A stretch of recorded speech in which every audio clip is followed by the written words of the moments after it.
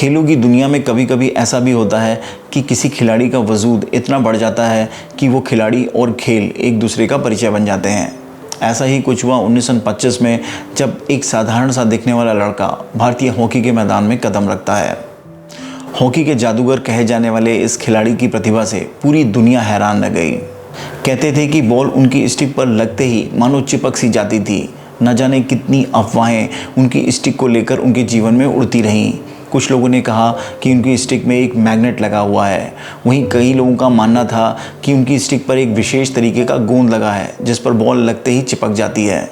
जी हाँ दोस्तों, हम बात कर रहे हैं भारतीय हॉकी के जादूगर मेजर ध्यानचंद की, जिनकी प्रतिभा ने न केवल पूरी दुनिया को हैरान कर दिया बल्कि उन्होंने अंतर्राष्ट्रीय मैचों में 400 से भी अधिक गोल लगाए।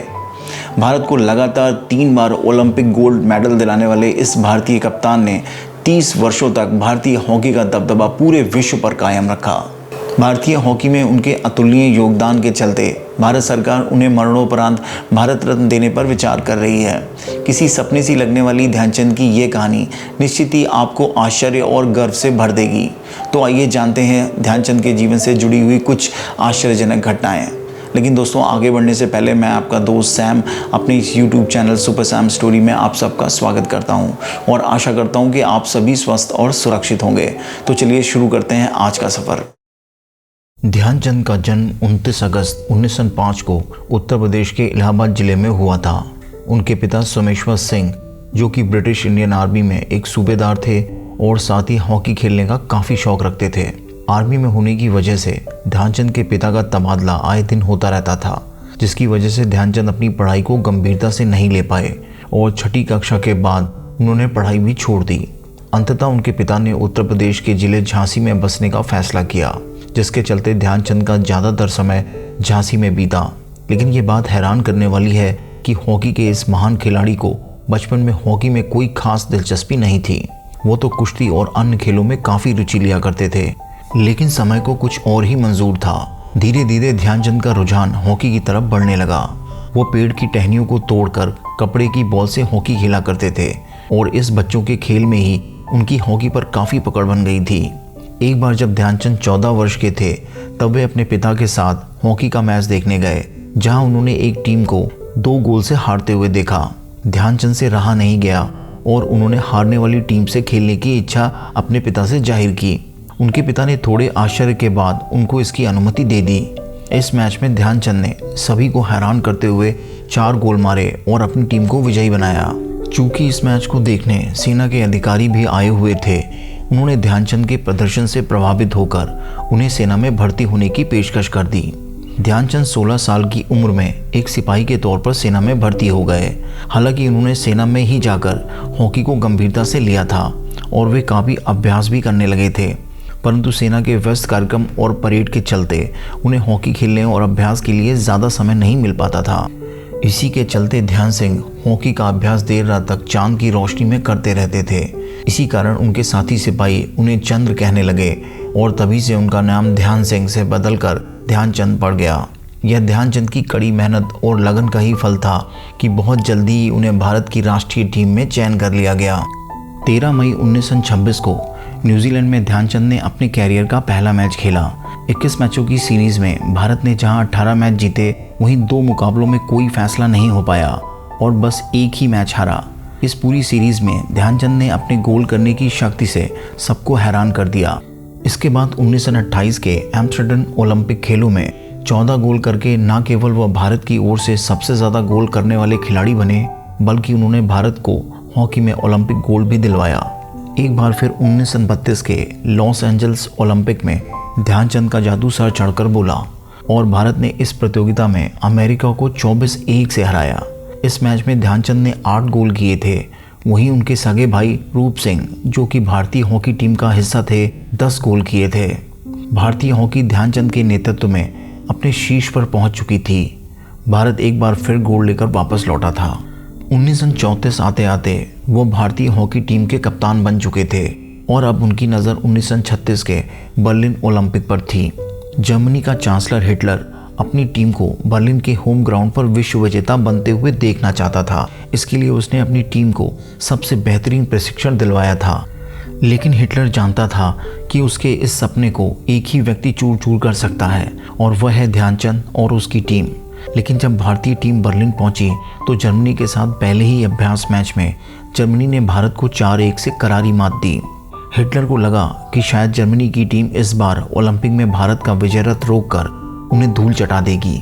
लेकिन जर्मनी से अभ्यास मैच हारने के बाद भारत ने अपने सभी 3 लीग मैच आसानी से जीत लिए, जिसमें उसने जापान को 9-0 से हराया।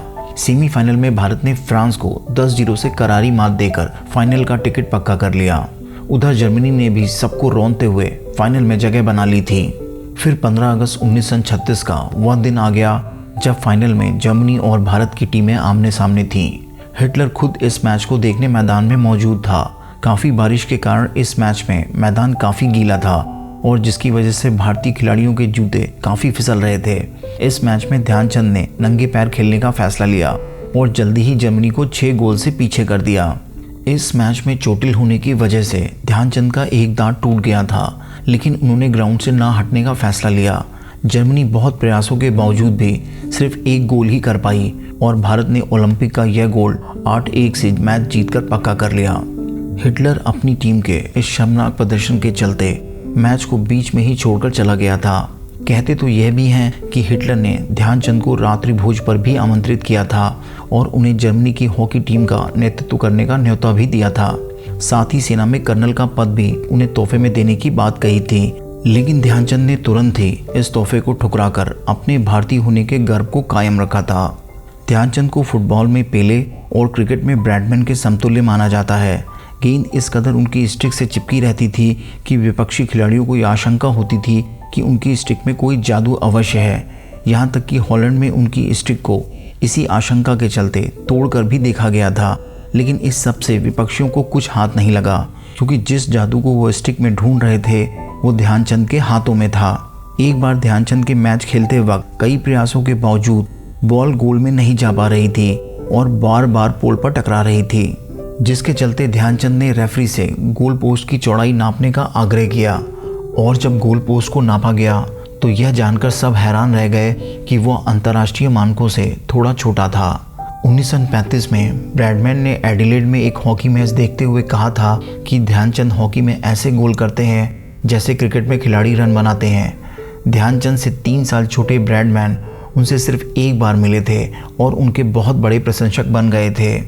1947 में पूर्वी अफ्रीका के दौरे के दौरान उन्होंने केडी सिंह बाबू को गेंद पास करने के बाद वो अपने गोल की तरफ मुंह घुमाकर वापस लौटने लगे। जब उनसे उनकी इस अजीब सी हरकत का कारण पूछा गया तो उन्होंने जवाब दिया था, अगर इस पास पर भी बाबू गोल नहीं कर पाते तो उन्हें मेरी टीम में रहने का कोई हक नहीं था। हॉकी के इस जादूगर ने 42 वर्ष की आयु में 1948 में हॉकी से संन्यास ले लिया, लेकिन इसके बाद भी वो कुछ समय तक देश की हॉकी टीमों से जुड़े रहे। 1979 में मेजर ध्यानचंद का कैंसर जैसी गंभीर बीमारी से जूझते हुए निधन हो गया और भारतीय हॉकी का यह सुनहरा सूरज हमेशा हमेशा के लिए अस्त हो गया। ध्यानचंद को 1956 में प्रतिष्ठित नागरिक सम्मान पद्म भूषण से सम्मानित किया गया। भारतीय सेना में सिपाही से चयनित होकर मेजर तक पहुंचने वाले ध्यानचंद को उनके भारतीय हॉकी में अद्वितीय योगदान के लिए हमेशा याद किया जाता रहेगा और शायद यही वजह है कि भारत सरकार ने उनके जन्मदिन 29 अगस्त को भारत में खेल दिवस के रूप में मनाने का फैसला किया था। भारतीय हॉकी के सूरज ध्यानचंद को अपने भारतीय होने पर भी बहुत गर्व था और शायद यही वजह थी कि जिसके चलते उन्होंने बर्लिन ओलंपिक में हिटलर को सल्यूट करने से मना कर दिया था। हालांकि बाद में हिटलर ने उनके अद्वितीय खेल को देखकर उल्टा उन्हें सल्यूट किया था। दोस्तों आज के लिए बस इतना ही। कहानी अच्छी लगी हो तो लाइक और शेयर ज़रूर करिएगा और जो लोग अभी हमारे इस यूट्यूब चैनल पर नए हैं और जिन्होंने अभी इस यूट्यूब चैनल को सब्सक्राइब नहीं किया है उनसे मेरी रिक्वेस्ट है, इल्तज़ा है, गुजारिश है कि please subscribe this YouTube channel और साथ में इस बेल आइकन को दबाना मत भूलिएगा, जिससे कि आपको लेटेस्ट अपडेट्स मिलते रहें। तो ऐसी हैरान कर देने वाली कहानी के साथ फिर आपसे मुलाकात होगी। तब तक के लिए गुड डे, शब खैर।